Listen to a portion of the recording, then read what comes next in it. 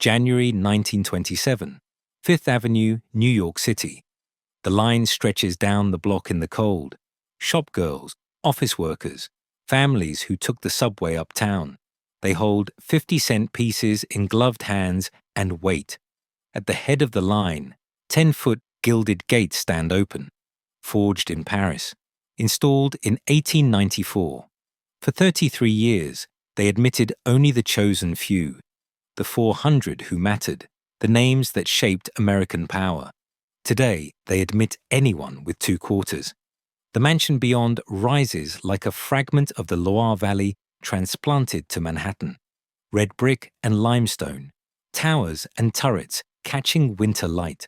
137 rooms across 6 floors. A ballroom whose painted ceilings took 2 years to complete.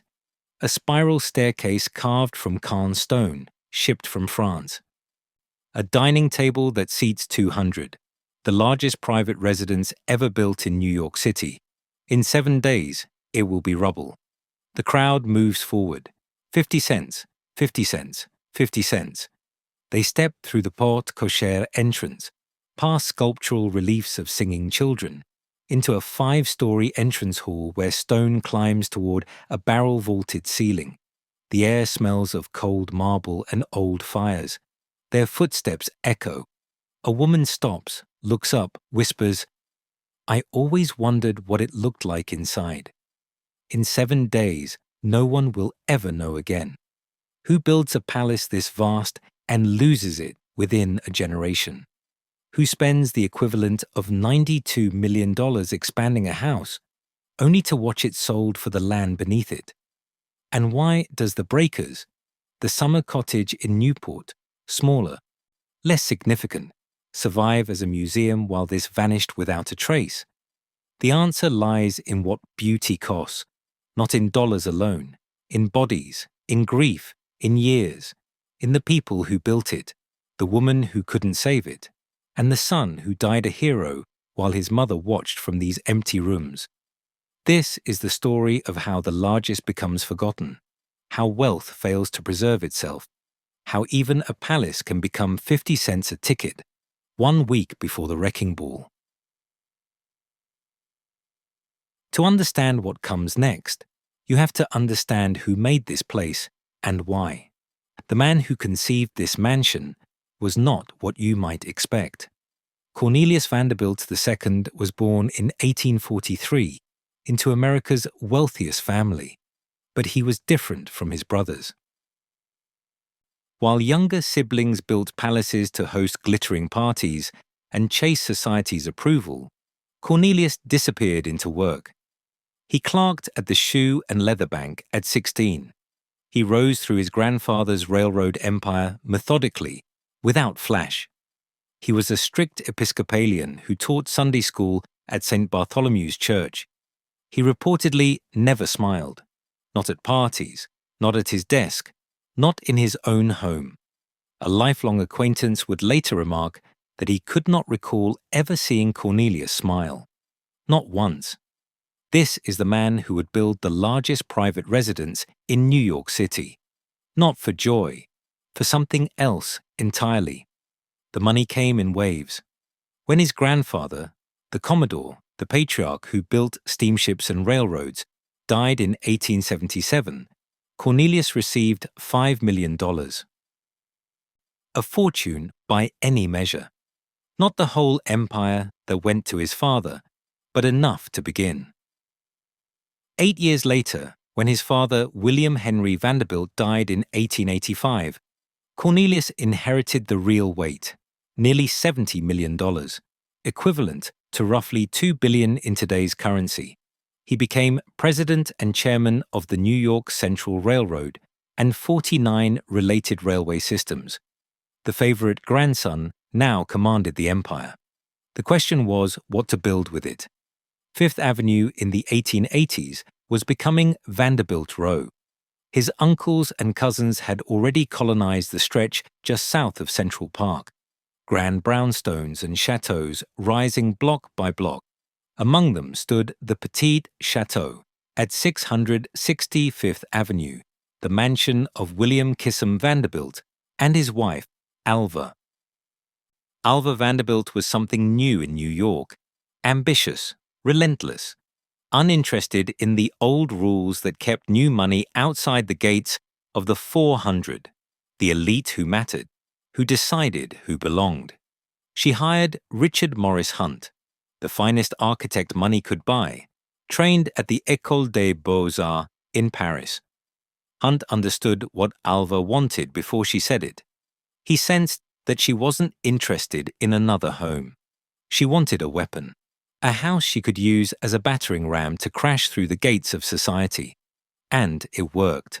March 26, 1883. Alva hosts a masquerade ball as a housewarming for her new chateau. The invitation list includes 1,200 guests. Costumes are required. The entire city waits to see who makes the cut. The ball becomes the event of the decade. Orchestras play until dawn. Champagne flows in rivers. The costumes cost fortunes unto themselves. Alice Claypool Vanderbilt, Cornelius's wife, attends. She does not come as Marie Antoinette or a Venetian princess. She comes as electric light. The dress is designed by Charles Frederick Worth, the premier couturier of Paris. Gold and silver thread woven into fabric that catches every flicker of flame. But the true marvel is hidden inside. A built-in battery powers a light bulb that Alice carries in her hand. When she raises it above her head like the Statue of Liberty, she literally illuminates the room. Electric light in 1883 is still a novelty, still experimental. Alice wears it.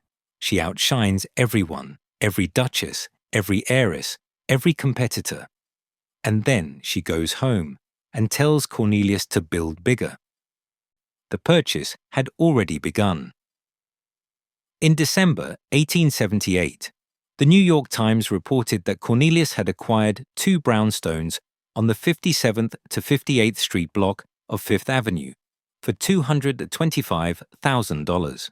He hired George B. Post, one of the leading architects of the era, a master of the Beaux-Arts style who knew how to combine modern engineering with classical European grandeur. The design echoed the Château de Blois in the Loire Valley, red brick and limestone, towers and turrets, a house that announced itself from blocks away. Alice added her own touch. The Vanderbilts were industrialists, railroad men, shipping magnates. They had money. What they lacked was pedigree. So Alice invented one. She commissioned a coat of arms for the family and had it carved in stone in the entryway. Manufacturing nobility in limestone, declaring that the Vanderbilts belonged not just in society, but at its pinnacle.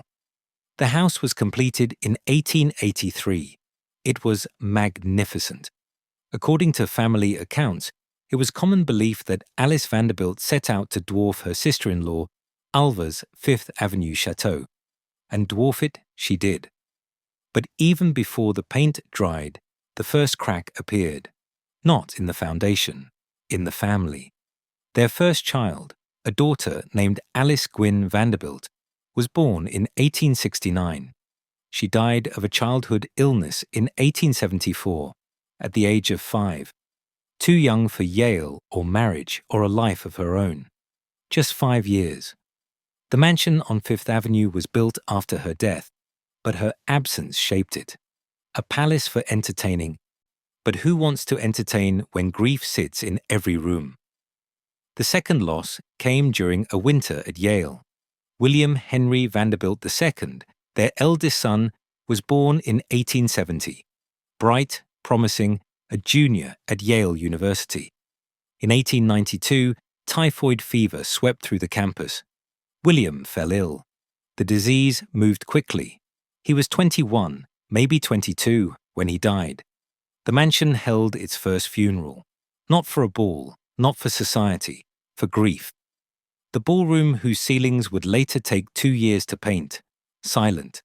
The dining table that would seat 200, set for mourning. Alice had buried a 5-year-old daughter, now a 21-year-old son, 2 children in 18 years. The palace built for triumph became a place where death kept visiting. What do you do with a house like that? When the rooms are too large and the silence too loud, you build bigger. Only 7 years after moving into their grand home, the New York Times reported that Cornelius had purchased 2 more brownstones on the same block. He wanted to expand. By the start of the 1890s, other robber baron mansions on Fifth Avenue had begun to surpass his. New chateaux, grander ballrooms, more towers. Cornelius felt the competition like a physical weight. "I want to dominate the plaza," he told the architects. "Not share it, dominate it." He would eventually acquire and demolish 5 brownstone homes. His mansion would stretch an entire city block from 57th to 58th Street. George B. Post was rehired. Richard Morris Hunt, Alva's architect, the man who built weapons disguised as houses, was brought in to advise. The budget was staggering, the modern equivalent of $92 million. The Vanderbilts wanted the work done quickly. They arranged for more than 600 workers to labor day and night on the site under electric light bulbs, still a rarity in 1893, expensive and experimental. The job was scheduled to be completed in 18 months, though Cornelius allowed a 2-month extension. 600 men working in shifts: stonemasons, carpenters, bricklayers, electricians, glaziers, plasterers. The Vanderbilts erected a giant wall along Fifth Avenue to shield the construction from prying eyes. The secrecy was deliberate. Let the city wonder. Let them speculate. The reveal would be on Cornelius's terms. Behind the wall, the mansion was gutted and rebuilt. 2 major walls were completely removed to make way for the expansion. Interiors barely a decade old were torn out. Limestone shipped from France. Oak beams, some more than 40 feet long, hauled up from the docks. Copper sheets for the roof arrived in carefully crated bundles. Every element numbered, every measurement verified. The timeline is brutal to consider. 1892. William dies at Yale. 1893. Expansion construction begins. 1894. Completion. Alice builds bigger while grieving. 600 men working through her sorrow. Stone rising while her son's grave settles. By the end of 1894, the house was complete. The New York Times weighed in.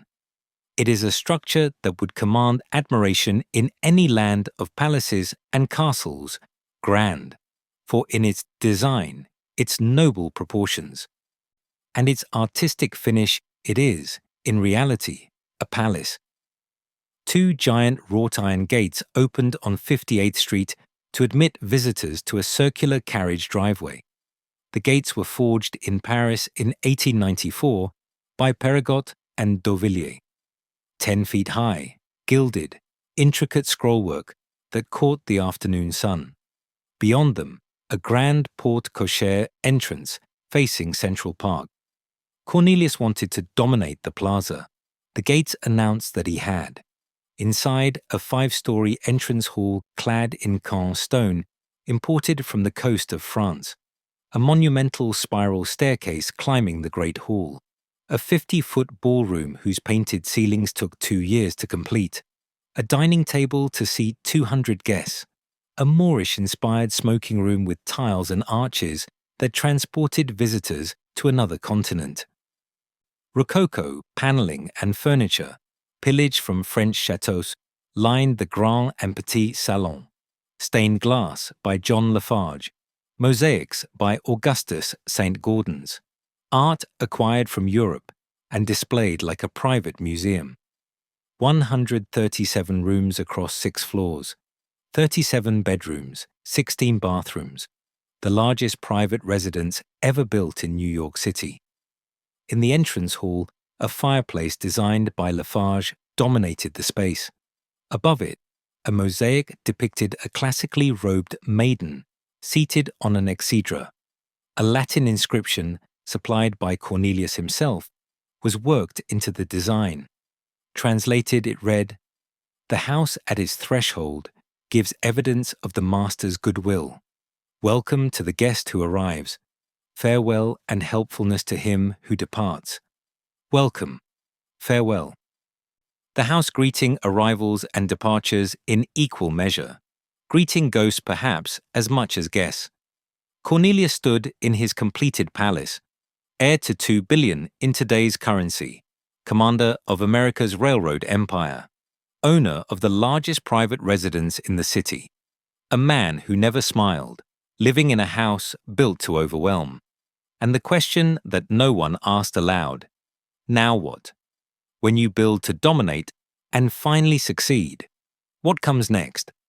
When the house is finished and the guests have gone and the silence returns, what do you do with 137 rooms and a ballroom that has held more funerals than dances? The answer, in Cornelius's case, was wait. For 3 more years of health, then a stroke, then paralysis, then death. But that story belongs to what comes next. For now, in 1894, the palace stands complete, magnificent, overwhelming, a weapon aimed at society that society admires but does not love, a monument to ambition built on grief and maintained by pride. And already, quietly, the costs are accumulating. The palace is complete, the rivals vanquished. Cornelius Vanderbilt II stands for now at the summit, president and chairman of the New York Central Railroad, owner of the largest private residence in New York City, commander of a fortune worth 2 billion in today's currency, a man who built to dominate. But palaces demand payment, not just in money, in bodies, in time, in the invisible price of getting what you want. The bill comes due in 1896. Cornelius Vanderbilt III, called Neely by the family, was born in 1873. The eldest surviving son after William's death, heir apparent, the one meant to carry the family forward. At Yale, he met Grace Graham Wilson, daughter of a New York banker. By all accounts, they fell genuinely in love. A rare thing in their circles, where marriages were mergers and alliances were negotiated like railroad contracts. Neely asked his father for permission to marry Grace. Cornelius refused. The reason remains unclear in the historical record. Perhaps he found Grace unsuitable. Perhaps he wanted a different alliance. Perhaps he simply could not bear to lose control. Whatever the cause, the refusal was absolute. The wedding was originally scheduled for June 18, 1896. Invitations were prepared. Grace's family made arrangements. And Cornelius responded by sitting down with his lawyers and signing the final version of his will. The date is not coincidence. June 18, 1896, the day his son was meant to marry. Cornelius formalized his son's disinheritance. Neely married Grace anyway. The estrangement was immediate and total. Father and son barely spoke. When they passed in the halls of the mansion, silence. At family gatherings, cold formality. The rupture was complete. And then, shortly after the marriage, Cornelius suffered a stroke. The medical details are sparse in contemporary accounts. What is known is the result. The stroke left Cornelius paralyzed from the waist down, confined to a wheelchair, dependent on servants to move him through the palace he had built to announce his dominance. Did rage cause the stroke? The fury at his son's defiance, the loss of control, the humiliation of being disobeyed? Or did the stroke, the sudden loss of physical power, make the rage permanent, trap it in his body alongside the paralysis? The question cannot be answered, but the timing is cruel. A man who built monuments to power loses the power to move through them. Consider the irony in detail. The Grand Porte Cochere entrance facing Central Park, built so carriages could deposit guests in sheltered grandeur. Cornelius cannot walk through it. The 5-story Caen stone entrance hall, designed to overwhelm visitors with its soaring height. He sees it only from wheelchair height, looking up at what he commissioned. the monumental spiral staircase climbing the Great Hall, modelled after the Paris Opera House, useless to him now. 37 bedrooms across 6 floors, most inaccessible. The 50-foot ballroom, he cannot cross it unaided. He spent 13 years planning, building, and expanding this palace. He would spend his final 3 years trapped inside it. But Fifth Avenue was not his only cage. The Breakers, the summer cottage in Newport, Rhode Island, was built simultaneously with the mansion's expansion. 125,000 square feet, 70 rooms. Richard Morris Hunt's final masterpiece, completed in 1895. The cost was $7 million, roughly $260 million in today's currency, built to outshine Alva Vanderbilt's marble house next door. Built to prove that Cornelius commanded not just the city, but the summer society as well. 2 palaces, both requiring armies of staff. The Breakers alone needed 33 indoor servants and 25 outdoor staff. Its boilers consumed over 150 tons of coal each year. Fifth Avenue required similar scale. Maids, footmen, cooks, laundresses, engineers for the electrical systems, coal stokers for the heating plant, groundsmen for the approach and gardens, and all of it, the staff, the coal, the maintenance, the endless small repairs that structures of this size demand, all of it costs money, flowing out, monthly, yearly, without pause. Cornelius sits in his wheelchair in houses built for motion and cannot enjoy either. When you build the monuments to power and lose the power to move, what's left? The view from the window, the knowledge that you won a competition that no longer matters. Visitors would later describe the mansion as chilly and uncomfortable. Built for social functions, not for living. One acquaintance, the same one who never saw Cornelius smile, remarked that even before the stroke, the house felt more like a museum than a home. After the paralysis, it became something else, a very expensive prison where the architecture itself reminded its owner daily of what he had lost. And through it all, the estrangement with Neely held. Father and son under the same roof on occasion, separated by something harder than stone. Pride, perhaps. Rage. The impossibility of apology when you have built your entire life on being right. 3 years.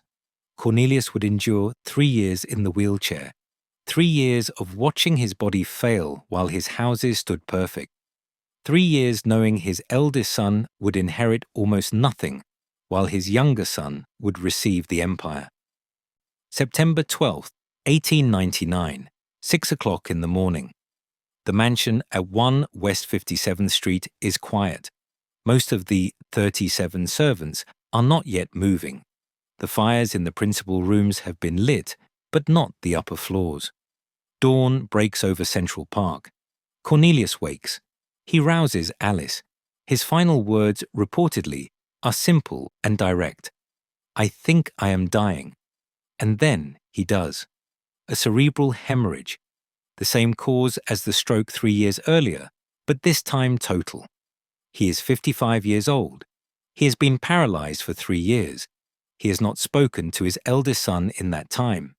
He dies in the bedroom of the palace he built, surrounded by servants and architecture and the evidence of his triumph. The will is read in the weeks that follow. The terms are exactly as Cornelius intended on June 18, 1896. Neely, Cornelius III, receives $500,000 outright and a $1 million trust fund, $1.5 million total. Alfred, the second eldest son, receives $5 million in trust, $1.25 million in specific bequests, Oakland Farm Estate in Rhode Island, and the residuary estate valued somewhere between $28 and $35 million. The difference is staggering. One son gets roughly $1.5 million.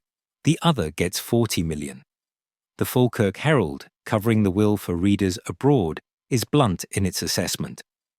The difference between the shares of Mr. Alfred and Mr. Cornelius Vanderbilt is the measure of the father's disapproval of his son's marriage. In death as in life, Cornelius punishes defiance. But something unexpected happens in the weeks after the funeral. Alfred, 22 years old, suddenly one of the richest young men in America, sits down and does the mathematics. His brother received a fraction of what their siblings got. The punishment is grotesque, disproportionate, and Alfred has more money than he knows what to do with. He gifts Neely $6 million from his own inheritance. No strings, no conditions, just a transfer that brings his brother's share equal to their siblings. Alfred understood something his father never did, or could not allow himself to. Family mattered more than punishment. Loyalty mattered more than being right. The gift cannot repair the estrangement. Neely's father died without reconciliation. But it says something about Alfred, about choosing repair over inheritance, about seeing the cruelty and refusing to let it stand. Alice, meanwhile, inherits differently. Cornelius leaves her a $7 million trust fund. She does not receive the houses outright. She receives the use of them. The distinction matters. The trust generates income, roughly $250,000 per year. In the will's language and in Alice's reality, this sum is described carefully, just enough to maintain both houses. Not abundance, not surplus, just enough. Alice is 54 years old, a widow now. She has buried a 5-year-old daughter, a 21-year-old son, and now her husband. The mansion at 1 West 57th Street stands empty of the life it was built to contain. The Breakers in Newport waits for summers. And the trust fund produces $250,000 annually to keep both running. The mathematics are unforgiving. Consider the Breakers alone. By the mid-1920s, decades into Alice's widowhood, the property taxes on the Newport estate will rise to $83,000 per year. $83,000 just in taxes for one property. Add the staff salaries, the coal, the maintenance, the endless small repairs, the insurance, the costs of simply keeping the lights on and the boilers running and the roof from leaking. Then multiply that burden by 2, because Fifth Avenue demands the same. $250,000 per year. Just enough. No room for error. No cushion for unexpected repairs. No space for economic downturns or rising costs. The trust income has to cover everything year after year, or the houses begin to fail. Alice holds on. She dismisses some staff, but keeps enough to maintain basic operations. She closes wings of the Fifth Avenue mansion to save on heating. She stops entertaining almost entirely. The ballroom, whose painted ceilings took 2 years to complete, falls silent. The dining table that seats 200 is set only for Alice and perhaps a companion. The Moorish smoking room, the Grand Salon, the Petit Salon, all maintained, all dusted and kept in order, but empty. Just Alice and 37 servants in 137 rooms, keeping a palace alive for a widow who no longer wants parties, who has buried too much, who lives now not in triumph, but in the aftermath of it. The palace is perfect. The palace is a machine that eats money at a pace difficult to sustain. The beauty is real. The cost is real. Together, they will govern every choice Alice makes for the next 27 years. The question forming now, quiet but insistent, is the same one that haunted Cornelius in his wheelchair. How long can this last? And the answer, though Alice does not yet know it, is not forever, not even close. The funeral ends. The mourners depart. The carriages roll away down Fifth Avenue. The servants close the great doors. And Alice Gwynne Vanderbilt, 54 years old, remains. She will remain for 27 more years. The choice she makes after Cornelius dies is absolute. She never remarries. She never opens the house again to friends. The ballroom, whose painted ceilings took 2 years to complete, falls permanently silent. The dining table that seats 200 is never set for society again. The only functions known to have occurred in the mansion after 1899 are funerals, not parties, not galas, not the gatherings the house was designed to host, just funerals for her 2 remaining sons, Alice and 37 servants in 137 rooms. That is the daily reality. 37 people required just to keep the building functioning, maids to dust rooms no one enters, footmen to attend doors no guests approach, engineers to maintain the electrical systems and heating plant, cooks to prepare meals for a widow who eats alone, laundresses to wash linens for beds no one sleeps in. The palace becomes a machine that runs on routine and memory, maintained not for living, but for the act of maintenance itself. Why stay? When a palace built for society becomes a tomb, when every room holds ghosts, when the cost of simply existing in this place drains the fortune daily, why not leave? Sell immediately, move somewhere smaller, quieter, cheaper, take the money and live comfortably elsewhere. But Alice stays, perhaps because leaving would mean admitting defeat, perhaps because the house holds her children, their bedrooms unchanged, their portraits on the walls, the dining room where they once sat, the entrance hall where they were carried in tiny coffins, perhaps because after burying a daughter and 2 sons, constancy is all she has left. The house endures, so she endures with it. The world outside, meanwhile, begins to change. The first sign appears across Fifth Avenue in 1907. The Plaza Hotel rises 18 stories on the site where the old plaza once stood. Not a private residence, a commercial venture, a hotel. The tallest building facing Central Park. Its construction marks a shift. Fifth Avenue south of 59th Street, Vanderbilt Row, Millionaires Row, has been residential since the 1880s. Grand brownstones and chateaux rising block by block, families claiming territory, wealth announcing itself in limestone and wrought iron. But now commerce arrives, and commerce pays better rent than memory. Within years, other buildings follow. Offices, department stores, hotels catering to the new wealthy who prefer suites to maintaining entire houses. The street transforms. Carriages give way to automobiles. Quiet residential blocks become thoroughfares. The encroachment is gradual but relentless. Commercial skyscrapers rising where mansions once stood. The Vanderbilts built 10 grand homes on Fifth Avenue. Cornelius's mansion was the largest, but his uncles and cousins and siblings erected their own palaces along the same stretch. A colonization of limestone and ambition, in what historians would later call a stunning display of the changes occurring in American society and the vagaries of wealth. All 10 would be demolished by 1947. Every single one. Not one preserved, not one adapted. Gone. But that demolition happens in waves, and Alice watches from her windows as the first waves begin. Neighbors sell, developers buy, wrecking crews arrive. Palaces that cost millions to build come down in weeks. The lots sell for more empty than occupied. The mathematics are simple and brutal. Land appreciates, buildings become liabilities. The cultural shift accelerates after 1913. The 16th Amendment to the Constitution establishes the federal income tax.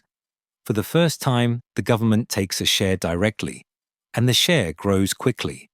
Operating 2 massive estates, Fifth Avenue and the Breakers, becomes not just expensive, but visibly wasteful. The tax code does not reward maintaining private palaces, it punishes them. Then the war. World War I begins in 1914, and by 1917, America joins. Suddenly, The opulence of the Gilded Age looks different. Not aspirational, obscene. Young men dying in trenches in France while millionaires host balls in 50-foot ballrooms feels grotesque. The culture sours on excess. By the early 1920s, the Gilded Age is not admired. It is considered gaudy, embarrassing, a relic of a discredited era. Newspapers mock the old mansions as white elephants. Editorials question why anyone needs 137 rooms. Alice reads these editorials, perhaps. She watches the neighborhood transform. She pays the taxes. And she holds on. The mathematics of endurance are unforgiving. Cornelius left Alice a $7 million trust fund generating $250,000 annually. In 1899, when she inherits, this sum is described as just enough to maintain both houses. 27 years later, in 1926, it is no longer enough, not remotely. The breaker's property taxes alone rise to $83,000 annually by the mid-1920s, $83,000 for one estate. Add the coal, 150 tons per year for Newport. Add the salaries for 33 indoor servants and 25 outdoor staff. Add maintenance, insurance, repairs to a structure exposed to salt air and Atlantic storms. Then calculate the same for Fifth Avenue. 37 servants. Heating for 137 rooms through New York winters. Electrical systems, plumbing, the roof, the facade, the gates, the endless small expenses of keeping a palace from decaying. $250,000 per year no longer covers it. Not in 1926. Not with inflation. Not with rising labor costs. Not with property taxes doubling. Alice begins making choices. Certain wings of the Fifth Avenue mansion are closed entirely to save on heating. Staff is reduced where possible. Luxuries are cut.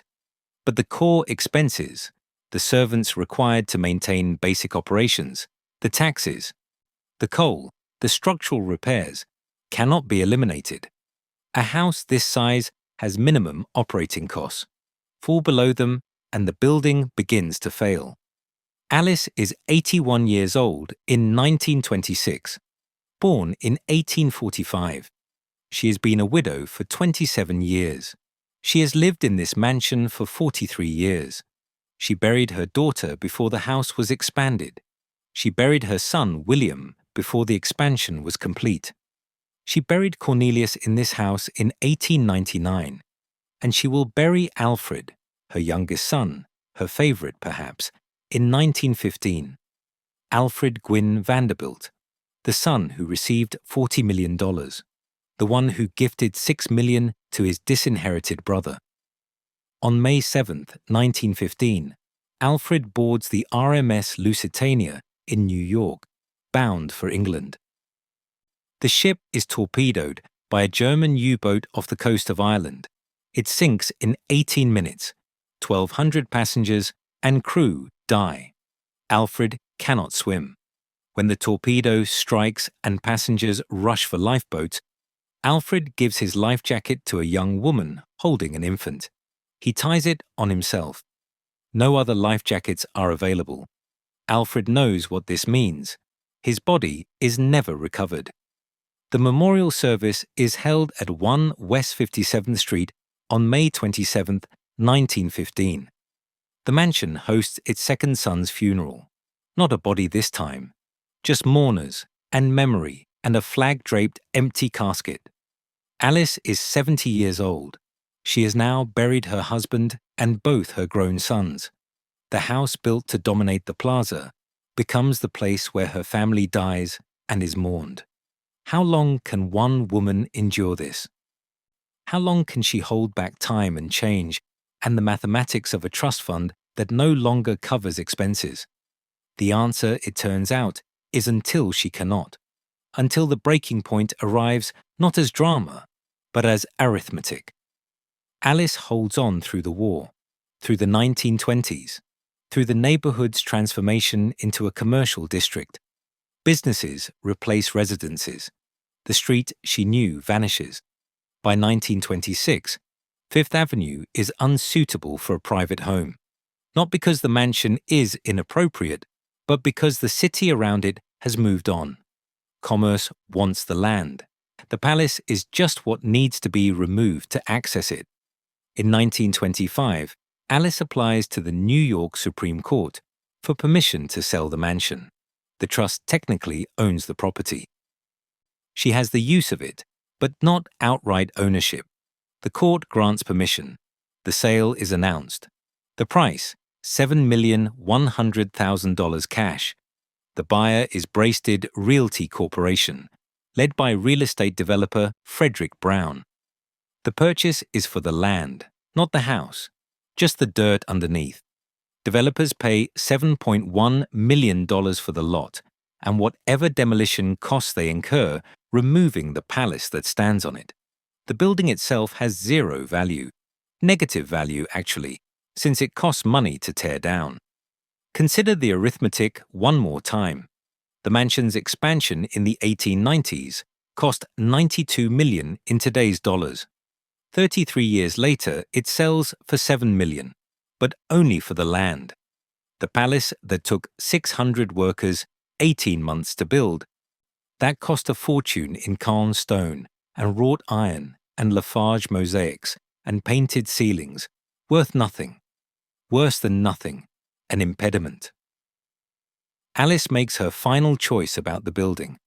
A week before the wrecking ball is scheduled to arrive, she arranges for the mansion to be open to the public. 50 cents admission. All proceeds donated to charity. The announcement is made in the newspapers. The public, ever curious about how the rich lived, flocks to see it. Lines form around the block.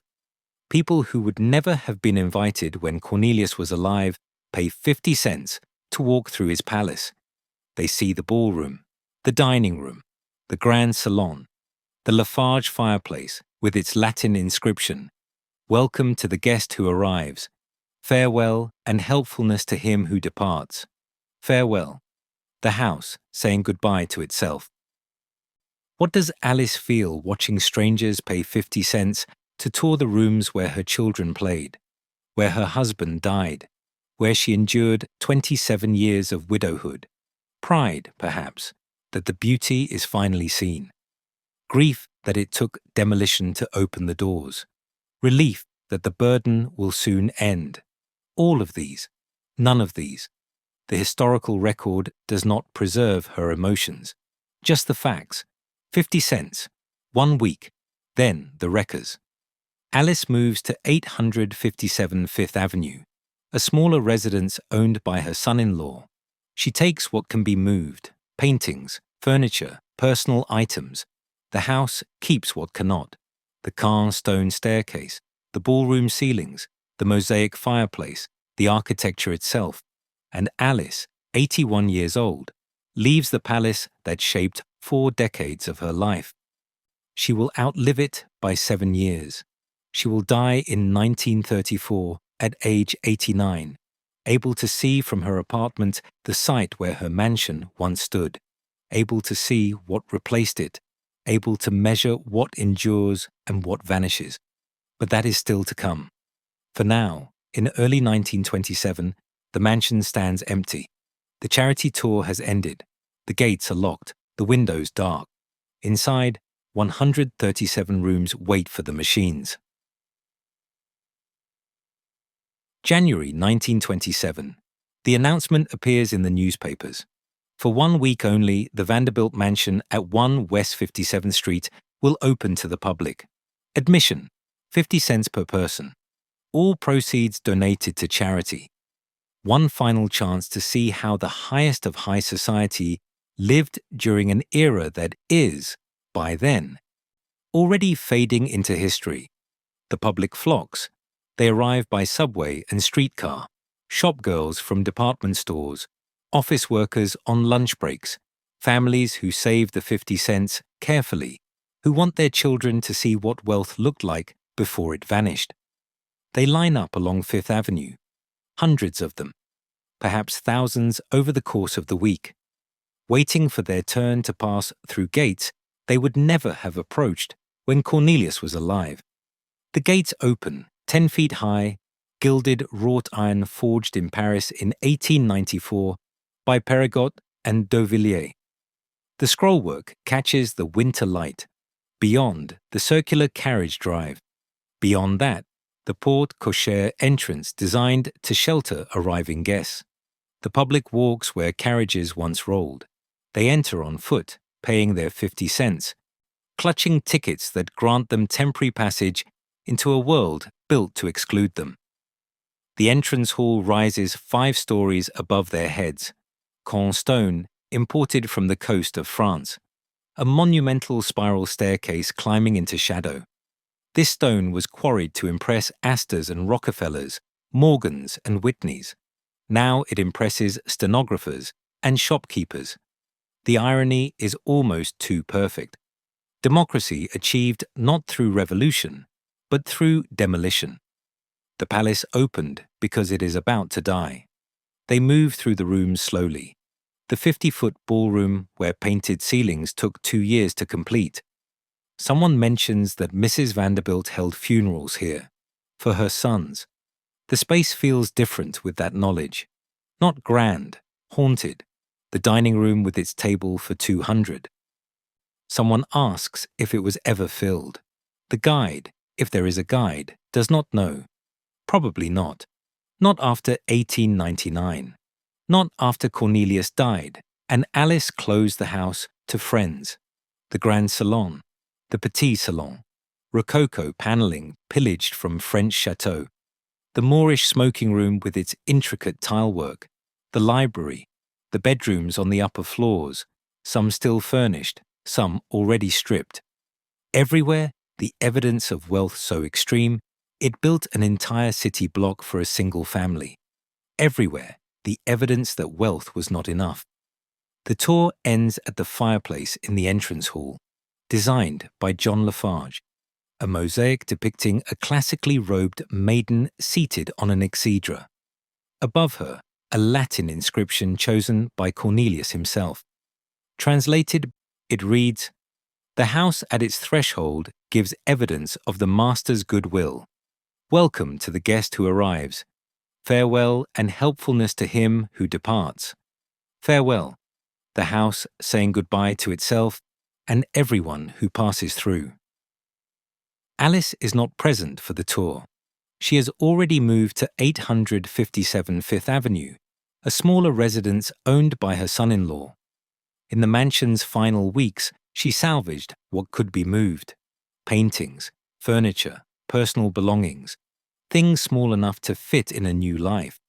But the architecture itself, the staircases, the ballroom ceilings, the mosaic fireplace, the stone and iron and glass that make the palace what it is, those stay. Those wait for the wreckers. Did Alice walk through the empty rooms one last time before she left? Stand in the ballroom where she buried William and Alfred, touch the fireplace with Cornelius's inscription. The historical record does not say. Perhaps she could not bear it. Perhaps she had said her goodbyes years earlier, room by room, as the house became less a home and more a duty. Either way, by January 1927, she is gone. The tour happens without her. Strangers paying 50 cents to witness what $92 million built and what time dismantled. The tour ends. The gates close. The mansion stands empty through the last weeks of winter, waiting. Spring 1927. The wrecking crews arrive. They begin with the interiors. Walls come down first. Plaster and lath stripped away to expose the framework beneath. The ballroom ceilings, 2 years to paint, destroyed in days. The Moorish tiles pried loose or shattered. The Rococo paneling pulled from the salons. Some pieces salvaged for resale, most burned. The staircases dismantled. The fixtures removed. Copper piping, electrical wiring, anything with scrap value extracted.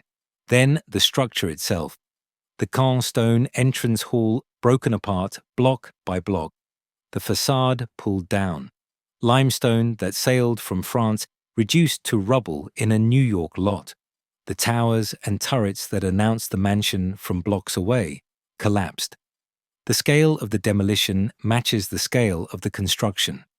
600 workers built it in 18 months. Fewer workers tear it down in less time. The process is efficient and brutal. A palace that took a decade to conceive and execute becomes a demolition site in weeks. Dust rises over Fifth Avenue. Passers-by stop to watch. Some remember when the house was new, when Cornelius was alive, when Vanderbilt Row seemed permanent. Others are too young to remember and see only a relic being removed. Progress, they call it. The city moving forward. What can be saved is saved, but the choices are selective. The Lafarge fireplace with its mosaic and Latin inscription is donated to the Metropolitan Museum of Art. It will be installed in the courtyard of the American Wing, where museum visitors will see it without knowing whose entrance hall it once anchored. The inscription still reads, "Welcome to the guest who arrives. Farewell and helpfulness to him who departs." But now it greets tourists and students, not Vanderbilts and their rivals. Some paintings are donated to the Met as well. Which paintings, the record does not fully specify. The rest are sold or distributed to family. The art collection that Cornelius assembled to prove his cultivation scatters.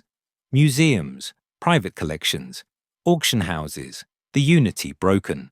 The porte cochere featured 6 sculptural reliefs executed by Karl Bitter, depicting musical groups of 7 boys and 7 girls singing, reminiscent of Italian Renaissance works. When the mansion is demolished, 2 of the friezes are salvaged and installed in the Sherry Netherland Hotel. 4 are lost. The ratio seems deliberate. Save enough to remember. Destroy enough to move on. The gates, those 10-foot gilded masterpieces forged in Paris, are removed carefully and stored. They will not find their final home until 1939, 12 years after the mansion falls. Gertrude Vanderbilt Whitney, Alice's daughter, will donate them to Central Park. They will be installed at East 105th Street, far uptown, far from where they once stood. Tourists lean against them now without knowing. Joggers pass through without reading the plaques. The gates that once admitted only the 400 now admit everyone and announce nothing. Nearly everything else is destroyed. The grand staircase, the ballroom, the dining room, the Moorish smoking room, the bedrooms where Alice's children slept, the bathroom where Cornelius woke on September 12, 1899, and said, "I think I am dying." All of it reduced to rubble, hauled away in trucks, dumped wherever demolished buildings go. The palace that was meant to dominate the plaza for generations lasts 44 years. Cornelius lived in it for 16 years. Alice for 44, 27 of them alone. By late spring, the lot is empty, cleared, ready. What replaces the Vanderbilt mansion is almost too perfect in its symbolism. Bergdorf Goodman, a luxury department store, elegant, fashionable, designed by the architecture firm of Bookman and Kahn, and opened in stages starting in 1928. The building stretches the entire city block, just as the mansion did. The same footprint, the same address, 742 to 748 Fifth Avenue. But the purpose is inverted. Where the Vanderbilts built to announce they belonged in society, Bergdorf Goodman sells the tools for others to make the same announcement. Where Alice hosted private balls for 200, the store hosts thousands of shoppers daily. Where Cornelius displayed art to prove his cultivation, Bergdorf displays merchandise to generate profit. The wealth has not disappeared. It has transformed, become democratic, become commercial. The irony compounds when you consider what happens in the specific spaces. The ballroom where Alice buried her sons, now a retail floor selling evening gowns, the entrance hall where Cornelius greeted guests, now the cosmetics department.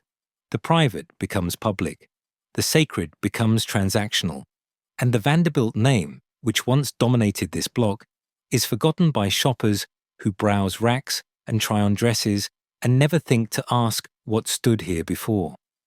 Bergdorf Goodman thrives. It becomes an institution. In 2002, the building undergoes a major restoration. The store expands its luxury offerings. It survives the Depression, the wars, the economic shifts that destroy other retailers. It endures in a way the mansion could not, because it learned the lesson Alice learned too late. Adaptability matters more than grandeur. Purpose matters more than pedigree. A building that serves the present survives. A building that insists on the past does not. Alice lives to see Bergdorf Goodman rise. From her apartment at 857 Fifth Avenue, she can see the block where her mansion once stood. She can see the department store that replaced it. She can measure what endures and what vanishes. The store opens in 1928. Alice dies in 1934 at age 89. 6 years watching strangers shop where her children played. What does she think? Does she regret the sale? Mourn the demolition? Or does she feel relief that the burden has passed to someone else, that the palace no longer drains her trust fund, that she can live her final years in a smaller space without 37 servants and 137 rooms? The record does not say.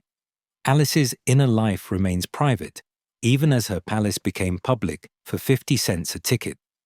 The mansion is gone. The gates are scattered. The fireplace greets museum visitors. Bergdorf Goodman thrives. And the question that began this story, what happens when a house becomes a weapon, finds its answer in rubble and retail. But there is one more question, one more comparison that must be made. Because while the Fifth Avenue mansion was demolished in 1927, the Breakers in Newport still stands, both built by Cornelius, both maintained by Alice, one destroyed, one preserved. Why? Two palaces, same man, same architect, same fortune, same family, same era, one demolished in 1927, one standing today as a museum. The question that haunts this story from the beginning demands an answer now. Why does the Breakers exist, while the larger, more historically significant mansion vanished as if it never was? The comparison begins with numbers. The Fifth Avenue mansion contained 137 rooms spread across 6 floors. It occupied an entire city block from 57th to 58th Street. It was, and remains, the largest private residence ever built in New York City. Nothing before matched it. Nothing since has tried. The Breakers, by contrast, has 70 rooms, 138,300 square feet. Impressive, certainly. But roughly half the size of its New York counterpart. The costs tell a similar story. The Fifth Avenue expansion in the 1890s cost the equivalent of $92 million in today's dollars. The Breakers, built simultaneously between 1893 and 1895, cost $7 million, roughly $260 to $280 million in current currency.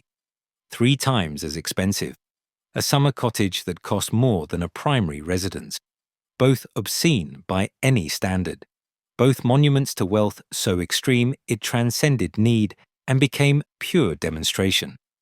The architect was Richard Morris Hunt for both. Hunt, who trained at the École des Beaux-Arts in Paris. Hunt, who understood that Alva Vanderbilt wanted a weapon disguised as a house. Hunt, who designed the Breakers as his final masterpiece and died before seeing it completed. The same sensibility shaped both structures, the same desire to overwhelm, the same European grandeur imported stone by stone to American soil. Same man, same architect, same wealth, same ambition. And yet, one becomes Bergdorf Goodman. One becomes a National Historic Landmark visited by 500,000 people annually. What determines which monuments survive? The answer is not quality, not beauty, not even size or cost.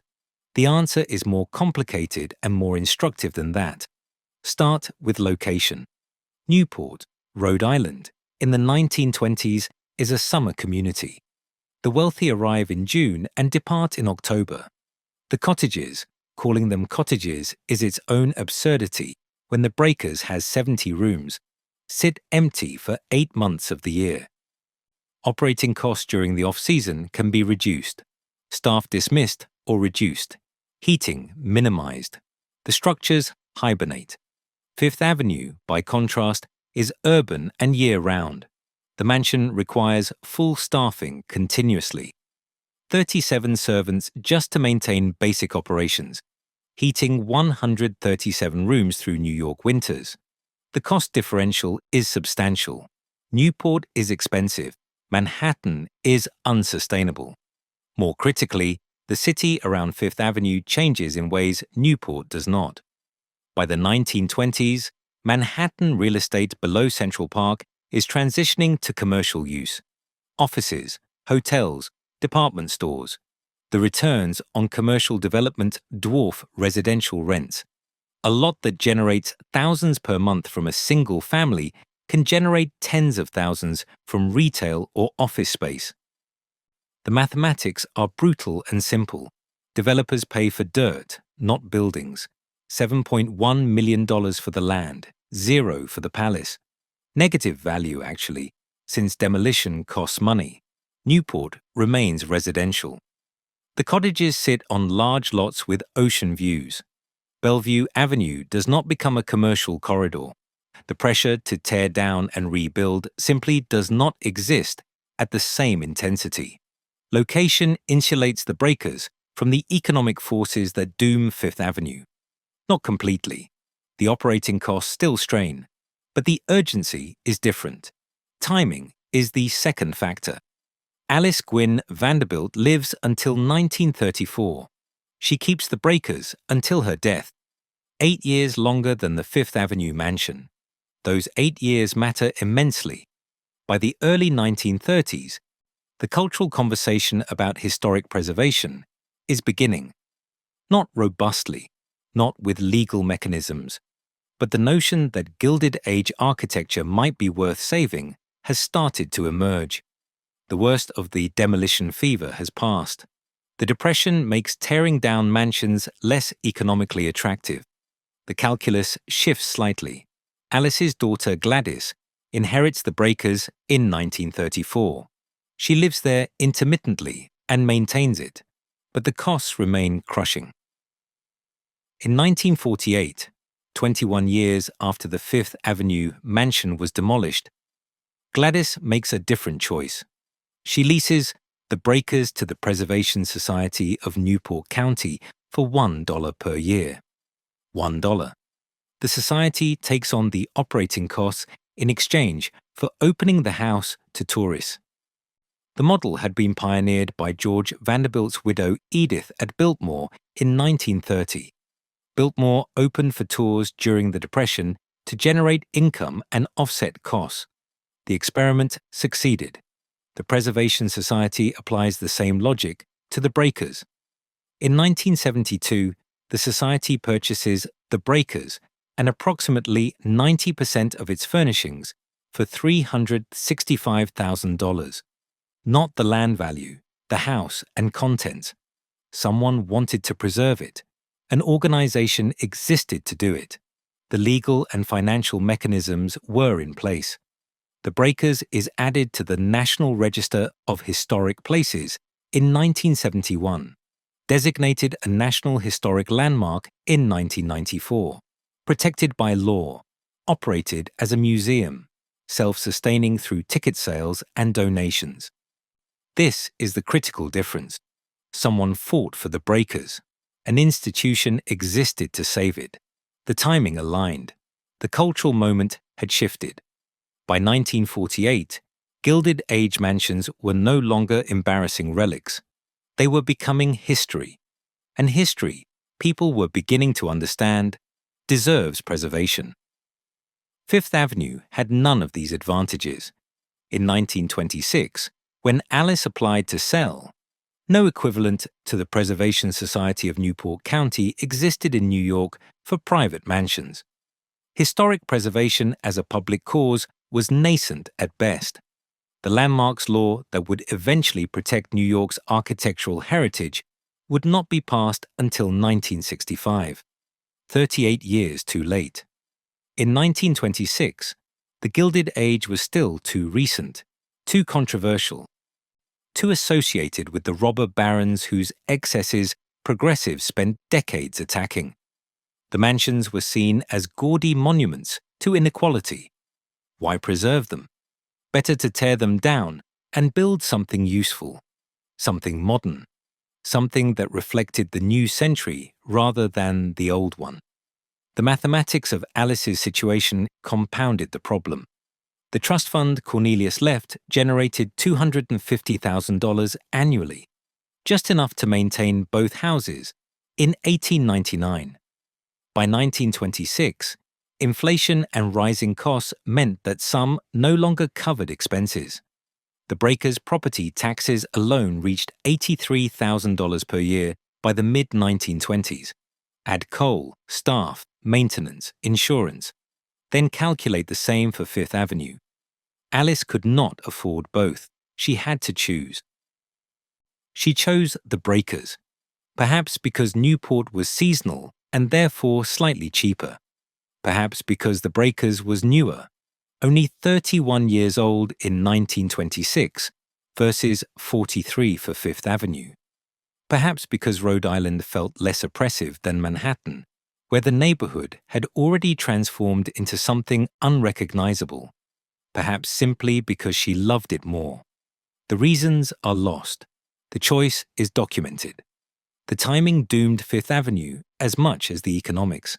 If Alice had died in 1920 instead of 1934, would the breakers have survived? Unlikely. If she had lived until 1940, could Fifth Avenue have been saved? Possibly. The preservation movement gained strength through the 1930s and 1940s. By the 1960s, New York was actively fighting to save its architectural heritage. Grand Central Terminal was saved in 1978 after a Supreme Court battle. Soho's cast-iron buildings were landmarked and preserved. The tide had turned, but in 1926, the tide was still running the other direction. Demolition was progress. The old made way for the new, and Alice, 81 years old, exhausted by decades of maintaining two massive estates, chose survival over sentiment. She let Fifth Avenue go. What was lost is difficult to fully calculate. Architecturally, George B. Post and Richard Morris Hunt created a Beaux-Arts masterpiece. The 5-story Caen stone entrance hall, the monumental spiral staircase, the 50-foot ballroom with painted ceilings that took 2 years to complete, the Moorish smoking room, the Lafarge mosaics, the Karl Bitter reliefs, the gates forged in Paris, every element designed and executed at the highest level. The building represented the apex of Gilded Age residential architecture. Not the prettiest, perhaps, not the most refined, but the largest and one of the most ambitious. An architectural statement that declared, "This is what American wealth can build when restrained by nothing but imagination and budget." Historically, the mansion was unmatched, the largest private residence ever built in New York City. That record stands unchallenged. Nothing came close before. Nothing has tried since. The building was a landmark in the truest sense. It marked a moment when private wealth reached a scale that seemed infinite, when one family could occupy an entire city block. When 600 workers labored day and night under electric lights to expand a house that was already among the largest in the city. The mansion embodied an era. It was not simply a house, it was evidence, and that evidence was destroyed. Culturally, the mansion represented something beyond architecture. It was a stark contrast to the narrow brownstone row houses that dotted New York's residential landscape. While other wealthy families built grand but contained homes, the Vanderbilts built an urban palazzo. The house announced that the rules had changed, that new money could dominate old society, that the Vanderbilts belonged not just in New York, but at its pinnacle. The mansion was architecture as warfare, architecture as declaration. Its demolition marked not just the loss of a building, but the end of an age when such declarations were possible. Today, the Cornelius Vanderbilt II house exists only in photographs and memories, black and white images that struggle to convey the scale, descriptions in books and archives that list rooms and dimensions, but cannot capture the experience of standing in that entrance hall looking up at 5 stories of Caen stone. Its demolition is cited as one of the great tragedies of American architectural history, a symbol of the fleeting nature of even the most monumental achievements, a reminder that beauty and significance are not enough, that buildings, like people, can vanish. The Breakers survives. Visitors walk through its rooms daily. They see the Great Hall with its walls of Caen stone, the same material used on Fifth Avenue. They see the dining room, the music room, the morning room. They see how the Vanderbilts lived at their summer cottage. They learn about Cornelius and Alice. They hear about the costs and the splendor. But they do not see the largest, most significant house the family built. They see the one that survived. If the largest is forgotten and the smaller is remembered, what does that tell us about legacy? That size does not guarantee preservation. That location and timing matter more than grandeur. That someone has to fight and institutions have to exist to enable that fight. That we remember what we choose to save, and we save what aligns with our moment. The Breakers in 1948 was salvageable. The Fifth Avenue mansion in 1926 was not. The difference is circumstance more than worth. Who actually paid for the Cornelius Vanderbilt II mansion? The 600 workers who built it under electric lights, laboring through night shifts for wages. Cornelius, who spent the equivalent of $92 million expanding it, and 3 years trapped in a wheelchair inside it. Alice, who spent 27 years alone with 37 servants, maintaining rooms that held more ghosts than guests. The public, who paid 50 cents to walk through one last time before the wreckers arrived. And all of us, who lost it. Why couldn't anyone save it? Because beauty alone is not enough. Because urban economics are ruthless and land appreciates while buildings decay. Because there was no mechanism for preservation in 1926, no organization to fight, no legal framework to enable survival. Because Alice had to choose between 2 palaces and could not afford both. Because timing matters, and 1926 was too early. Because the culture had not yet decided that Gilded Age mansions deserved to be history rather than embarrassments. What does it mean that the Breakers survived and this didn't? It means location matters. Newport versus Manhattan, summer versus year-round, seasonal versus urban. It means timing matters. 1926 versus 1948. Pre-preservation versus post-preservation. Depression economics versus post-war stability. It means luck matters. That Gladys leased to the Preservation Society instead of selling to developers. That someone wanted to save it and had the means to try. It means that survival is not about the building's worth, but about who fights for it and when. The Breakers tells the story of Gilded Age triumph, 70 rooms of opulence preserved in amber for tourists to admire. The Fifth Avenue mansion tells the truth, that triumph is temporary, that beauty cannot save itself, that even the largest private residence ever built in New York can vanish as if it never existed. Both stories are necessary. One is inspiring. One is instructive. Today, Bergdorf Goodman stretches the entire block where Alice once held court. Shoppers browse racks where she buried her sons. The cosmetics department occupies the entrance hall where Cornelius died. The gates sit in Central Park at East 105th Street, far from where they were forged to announce dominance. The Lafarge fireplace greets museum visitors at the Met, its Latin inscription still readable. Welcome to the guest who arrives.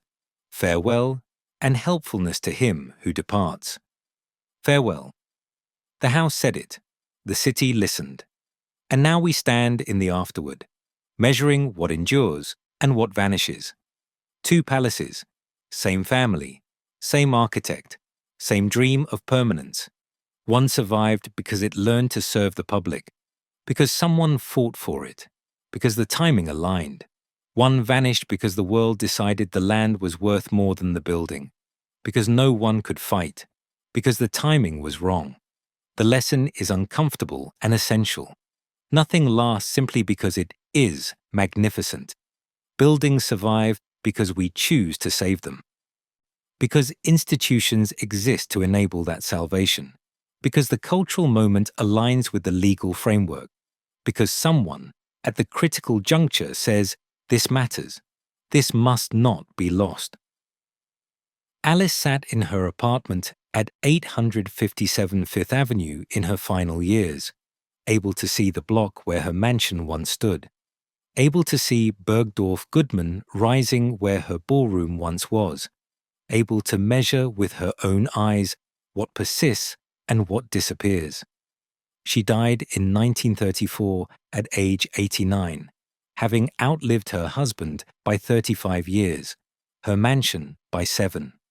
The breakers would survive another 14 years before becoming a museum. Alice never saw that transformation. She only saw the loss.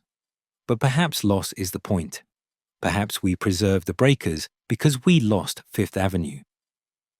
Because that loss taught us that beauty does not protect itself, that history, once destroyed, cannot be recovered, that the largest is not always the most permanent, that choosing what to save and having the means to save it are privileges we cannot take for granted.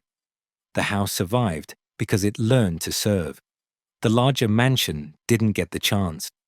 That difference between service and obsolescence, between fighting and surrendering, between being saved and being lost, is what this story has been about from the beginning. Not just one mansion, but what we choose to remember, what we fight to preserve, and what we let vanish because we arrived too late, or too early, or not at all.